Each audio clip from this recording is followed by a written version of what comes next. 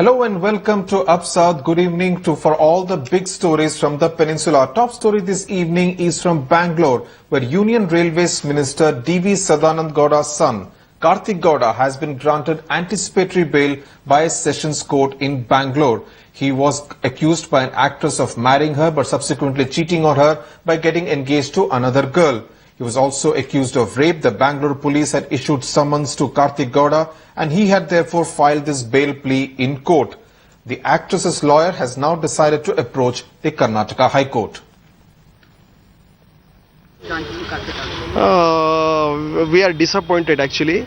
If still we respect the order of this court. We are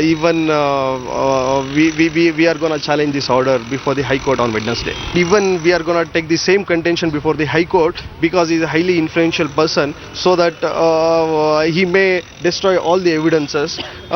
Somewhere the police cannot do their investigation if he come out in the bail. Joining me now from Bangalore for more details on this story is my colleague Ratnika Sharma, who has been at the Sessions Court. Ratnika, what were the arguments put forth by both Karthik Gowda's lawyer as well as by the actress's lawyer to ensure that he did not get an anticipatory bail? At least that's what the actress's lawyer would have tried to ensure. Definitely, Sudhir. In fact, he was pushing for the fact that Karthik Gowda may destroy evidence, may tamper with it, and because of the fact that he is absconding, also was one of the major reasons major points that Maitri Gowda's lawyer was putting forward so that he does not get the anticipatory bail. However, Karthik Gowda's lawyer was driving home this point that if the actress has claimed to have married him, which means the question of rape does not come into the picture at all. So that was one point based on which Karthik Gowda's lawyer was arguing that he should be given anticipatory bail, and of course after much delay and so many arguments, the judge has given him the anticipatory bail on the condition that there should be two people present as surety and a personal bond of rupees 2 lakh. So those are the conditions, and of course he has to cooperate at every stage of investigation. He's supposed to be present every month, the 15th and 30th of every month. So these are the conditions put on him. But the whole fact, Sudhir, that BJP has always projected themselves as being really moral, projecting a very moral image, and now we have Sadanand Gowda's own son being labelled as an absconder, so that definitely is a black mark on both party and Sadanand Gowda. Sudhir. In fact, yes, Ratnika, thanks a lot for joining us there from outside the Sessions Court. In fact, if I may go now across to Rohini Swami, my colleague on the phone line. Rohini, this case obviously generating a lot of interest because of the political implications. Here is the son of the Union Railways Minister. Do you think, as Ratnika was there pointing out, do you think this episode has kind of marred an otherwise squeaky clean reputation of D.V. Sadanand Gowda? Very clearly what we know as of now is Sadanand Gowda has taken a very clear stand and said that he feels at this point in time his son is innocent, but at the same time he has made it clear that if he is done wrong, then he will definitely deliver him to the police.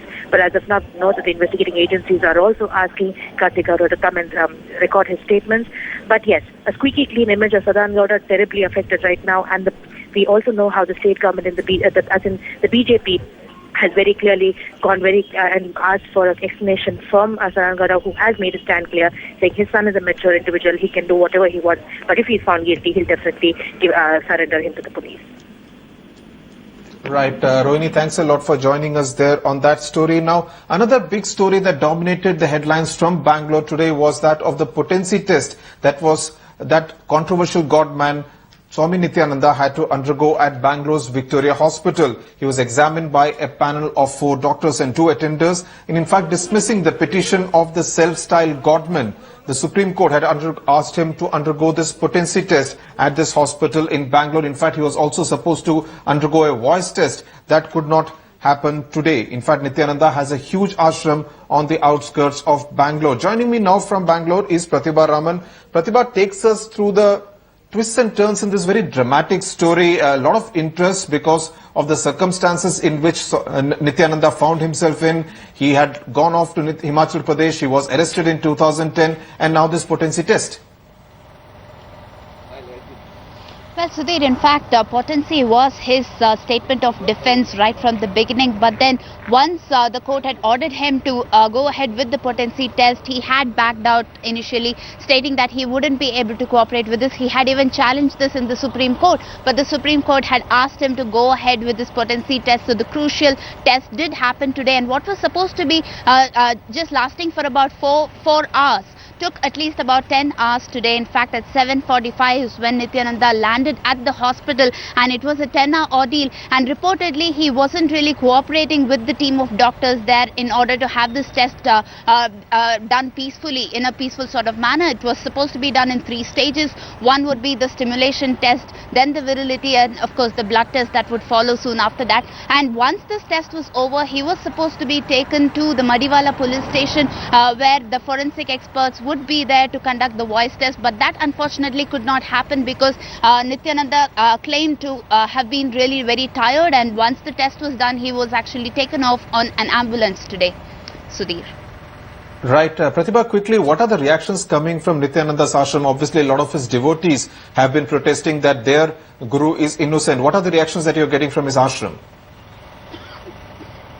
Well, in fact, a team of some of his assistants were also there in the hospital, giving him all the kind of moral support that the godman requires. All of them standing by his side and stating that this potency test or anything, we would be there by your side. That is what all these assistants have been maintaining right from the very beginning. But then what relevance does this potency test really have is a question to be debated upon, because experts do say that this potency test will hold no water, irrespective of whether the test is going to be positive or negative. How is that going to prove that he did conduct the rape? If he is going to be potent, what relevance does it have? If he is going to be impotent as well, whether at all he was capable of doing this rape during the time in 2010, whether he was impotent at that time is again another question mark. So what kind of relevance does this potency test have in this particular case is another question.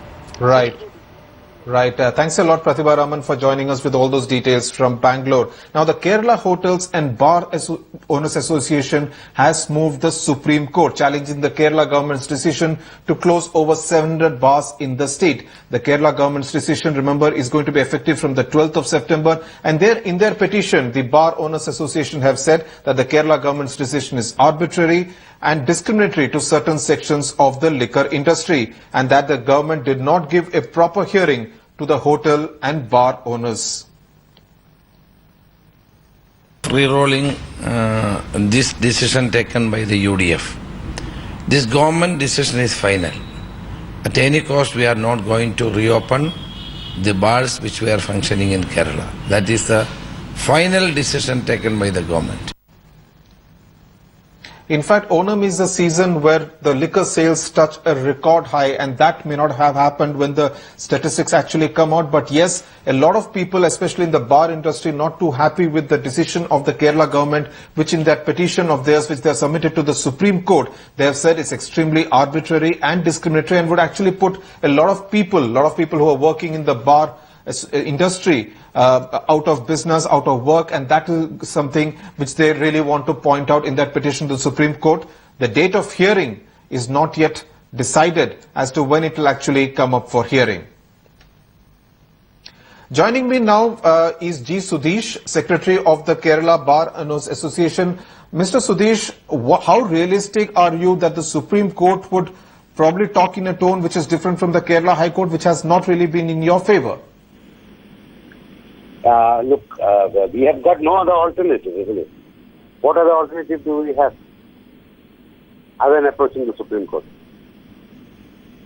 So, when the High Court has actually not given you an interim order in your favor, the only option that we have is approaching the Supreme Court. We cannot again go to the... Mr. Sudhish, the Kerala High Court in its verdict last week said that the liquor business is not a fundamental right. Now, that was a very strong kind of a comment coming from the High Court. Are you expecting that the Supreme Court will take a slightly different line on this? Perhaps a more lenient line? Our basic contention is definitely not that it is a fundamental right, but we believe that there is some discrimination. Because liquor trade, if it has been banned completely, here the state is selling liquor, It is selling wholesale and retail. And 5-star hotels are allowed to operate. And clubs are allowed to operate.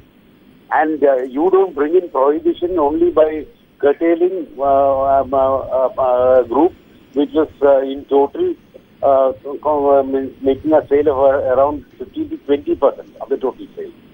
So this is actually a gimmick in the sense, play to the gallery, saying that we are trying to bring in 100% prohibition in 10 years. And Mr. Sudhish, so you call it a gimmick and playing to the gallery. We'll of course see how that petition of yours actually fares in the Supreme Court. Thanks a lot for joining us on Up South. Now, news from Tamil Nadu, we wonder just what is on DMK leader M.K. Stalin's mind as far as his stance on the social media is concerned. Remember, just a few days back, the party supremo, Karunanidhi, actually suspended P.V. Kalyansundaram for raising the stand that Stalin should be announced as a CM candidate for the 2016 Assembly elections. Stalin was not perhaps very happy with what his party is doing, especially with what happened with his Ganesh Chaturthi greetings as well. Joining me now from Chennai is political analyst Sumansi Raman. Mr. Raman, do you get the feeling that unlike Narendra Modi's social media campaign that actually helped him in the 2014 Lok Sabha elections, Stalin is perhaps not too comfortable with his presence in the social media, not perhaps come to terms with the kind of reach it can actually give him within Tamil Nadu? The DMK as a party was perceived to have lost the support of the youth, especially in the 18 to 25 age group in the recent Lok Sabha elections. In fact, that was believed to be one of the reasons why the party lost so badly. So this is an attempt to sort of correct that and become more social media friendly. And any attempt by any political party or any politician to reach out to his constituency and the voters through social media is always most welcome. But we do have the DMK, which is not traditionally known to be a social media friendly party, at least not in the last few years. And they've now we've got Mr. Stalin now on Twitter, you've got him on Facebook, you've got him on, you've got a fully revamped website. So all that is welcome, and I don't see any harm in trying to be more social media friendly. And it's something that the DMK has probably woken up a little late, but better late than never. Also with me is social media expert Kiruba Shankar joining me from Chennai. Mr. Shankar, there Sumansi Raman making the point that DMK traditionally not a social media friendly party. We had the instance of the Vinayak Chaturthi greetings which are put out by Stalin actually being withdrawn by his party. So do you get the sense that the DMK politics is still not very comfortable with how the voters are to be wooed through social media? I definitely think so. I do not think DMK politicians are very comfortable with the social media. I also think none of the Tamil Nadu politicians have really had a grasp of it. It's very understandable. They're not from the digital medium. They're not born in this era. So it takes a little bit of time for them to really get the grasp of it. It's very important for them to go beyond thinking social media is just a fad, and it is a powerful democratic tool and a way to reach out to masses. And it's high time that they start really respecting it and start really learning how to use it. I think only when that happens can they really make the most of the medium. Mr. Raman, do you also get the sense that the tussle for power in the real world in the DMK is also reflecting itself in the virtual world? The tussle is bound to reflect. It's extremely difficult to have a total partitioning of the social media space from what is coming out in the mainstream the print media or the television media and so on. So whatever is actually going to happen within the party is to some extent going to find reflection in the social media space, and I don't believe that the DMK alone can be an exception to that. So you may have articles which are selectively in praise of Mr. Stalin. There could be all of that coming out, or projecting some of his acolytes vis-a-vis others in the DMK and so on. But that's to be expected. Mr. Shankar, what advice as a social media expert, as a blogging expert, would you really give to someone like M.K. Stalin here? Oh, the first advice I would give is do it yourself. I know you leaders don't have the time or the bandwidth to do it, but unless you understand the nuts and bolts of how it works, then it won't work very well.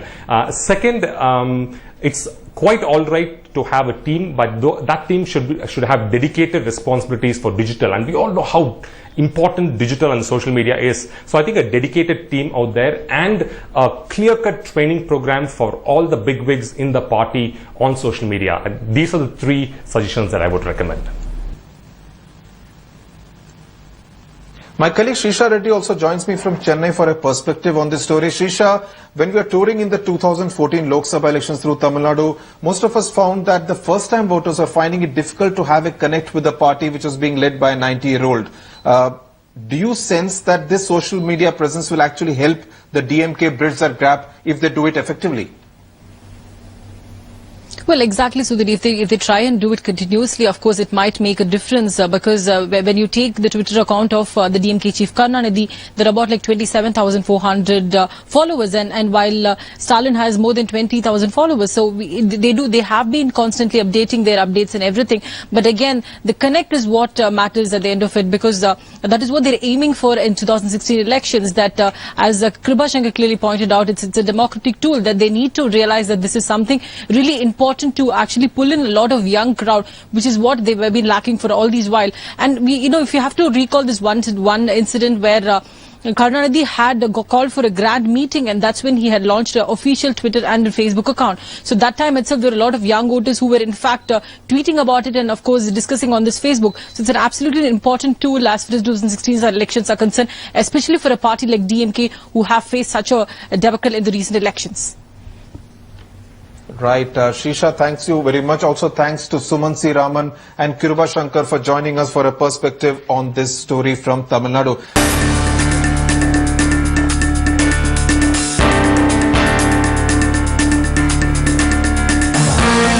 Welcome back. You're with Up South. Now, it was meant to be a day of celebration on the occasion of the immersion of Ganesh idols in different lakes in Hyderabad. But it turned out to be disastrous for a group of boys who were traveling in a vehicle, in a 3-wheeler vehicle that unfortunately toppled. Some 10 boys were in the vehicle that was converted into a loader to carry Ganesh idols. There you can see in those very dramatic visuals which was captured at the Mozamjai market area in Hyderabad. The vehicle obviously was over speeding. The incident took place at around 10 o'clock this morning. The driver lost control of the vehicle, leading to the vehicle turning turtle. 3 boys are said to be seriously injured and have been admitted to hospital in Hyderabad.